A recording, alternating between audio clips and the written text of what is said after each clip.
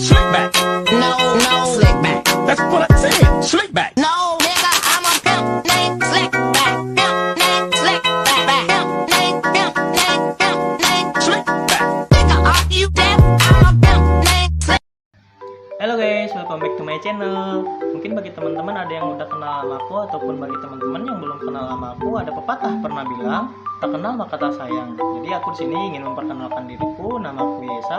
Aku dari kelas Teknik Informatika dan jurusan yang aku ambil Software Engineering. Mungkin teman-teman pada bingung ya, aku di sini tuh mau ngapain. Jadi di sini tuh aku ingin sedikit menjelaskan atau berbagi sharing sama teman-teman pengetahuan tentang storage device atau perangkat penyimpanan pada sebuah komputer. Sebelum kita lanjut ke materi, dan hal paling penting yang harus teman-teman ketahui untuk awal belajar mengoperasikan sebuah komputer adalah teman-teman harus mengetahui pengetahuan tentang storage device atau perangkat penyimpanan pada sebuah komputer. Lantas apa sih storage device itu? Mungkin bagi teman-teman masih banyak yang bingung ya. Storage device itu apa, atau perangkat penyimpanan pada sebuah komputer itu apa? Untuk gambaran teman-teman, storage device atau perangkat penyimpanan pada sebuah komputer ini berperan penting dalam alur kerja sebuah komputer. Tanpa storage device atau perangkat penyimpanan ini, teman-teman tidak akan bisa mengakses data yang teman-teman buat di dalam sebuah komputer. Karena komputer mempunyai alur kerja seperti menerima, mengelola, menyajikan, dan menyimpan data atau instruksi untuk menjalankan pekerjaan teman-teman. Dan komputer terdiri dari beberapa komponen atau bagian yang meliputi input, processing, terus output, terus storage. Dari keempat bagian ini, mereka memiliki fungsi yang berbeda, tapi mereka saling berhubungan dalam alur kerja di dalam komputer. Sebagai perangkat penyimpanan dan memuat data, storage terbagi menjadi dua macam. Yang pertama ada primary storage, penyimpanan utama, perangkat penyimpanan utama, dan adapun yang kedua adalah secondary storage. Apa sih secondary storage itu? Perangkat penyimpanan sekunder. Oke, berikut aku akan memberikan sebuah gambar dan penjelasan beberapa macam-macam storage pada sebuah komputer dan fungsinya. Contoh storage dan fungsinya. Primary storage device. Ada terdapat dua macam jenis penyimpanan, ada RAM dan ROM. RAM berfungsi untuk menyimpan data yang akan dipakai langsung oleh perangkat processing yang bersifat volatile atau sementara. Ketika komputer dimatikan, data di dalam akan hilang. ROM berfungsi untuk menyimpan data atau instruksi untuk memuat sistem operasi guna memulai komputer yang bersifat non-volatile atau permanen. Data yang ada di ROM hanya bisa dibaca, tidak dapat ditulis atau ditambah lagi. Magnetic storage device. Ada terdapat dua jenis, yaitu floppy disk dan hard disk.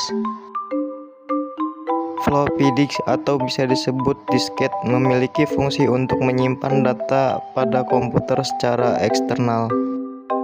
Hard disk atau yang biasa kita sebut HDD berfungsi untuk menyimpan data dalam waktu jangka panjang dan dapat dimodifikasi bebas oleh pengguna, seperti dapat menambahkan atau menghapus data pada hard disk sesuai keinginan. Flash memory device. Ada beberapa jenis flash memory device, yaitu ada flash disk, SSD, dan memory card.